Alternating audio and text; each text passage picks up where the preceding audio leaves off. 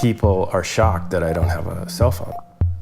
And there's usually two reactions. And it's either, oh, wow, you're so lucky. And the other one is, I can't believe you don't have a cell phone. How do you function without a cell phone? My name is Matthew, and I live in San Francisco. I'm a fine artist, as well as doing UX design. Might I be the only tech person in San Francisco without a phone? It's possible, but people continue to hire me because I provide some kind of facility. I don't think you have to own every car in the world to be able to make a better engine. You may not even need a car. So I wake up, I go and check my Snapchat and my Instagram. I'm in bed for like half an hour, and then I kind of start my day. I'm Tess. I'm 15. I'm a student, and I live in San Francisco. I think I first got a phone, Christmas of 6th grade. All of a sudden, it's like a lot of pressure around such a small thing. You have to be really careful about like what you say, and what you do, and who you text, and who you invite, and what you post, and what you like, and what you comment. I think technology is definitely addictive. When I first got a phone, I knew what I was doing all the time. Like I always had an intention. But all the time now, I find myself eating breakfast, and I unlock my phone, and I scroll through things, and I'm like, I'm not even interested in what's going on here right now. I was on here 2 minutes ago.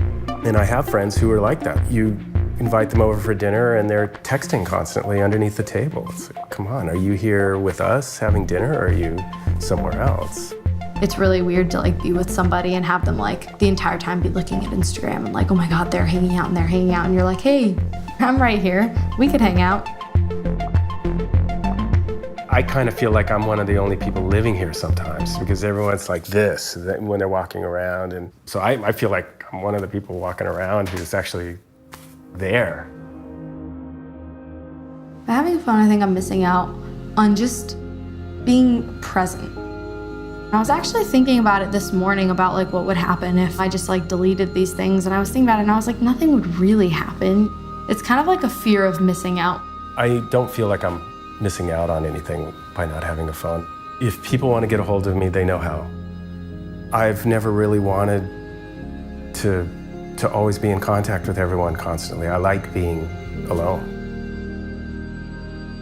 Most people today, they're so surrounded by either walls or some form of noise, whether it's a television or a computer or a phone. I would recommend that everyone, regardless of their age, goes out in nature for extended periods, not connected to anything. To me, that's a huge shift for people. If you have good food and a roof over your head and someone who loves you, what the hell? Come on. Some object I buy isn't gonna give me happiness. I don't make love to a cell phone. I hear stories from my parents about, oh, when I was a kid, I did this, and we used to go outside and we would play pranks. And I'm like, wow, that was me for like the first 10 years of my life. Why couldn't it have lasted so much longer? Part of me wishes that, nobody had phones, or that we could kind of all just sort of dial it down. I'll probably end up having to get a cell phone at some point because of the sheer utility of the object. But up until now, I've been managing to live my life without it. I guess I have discipline around my phone because this sounds super like cheesy, but life just moves too fast to like not, just like look around for a minute and be like, wow, like, do I really want to be on my phone? This old guitar, she holds my soul.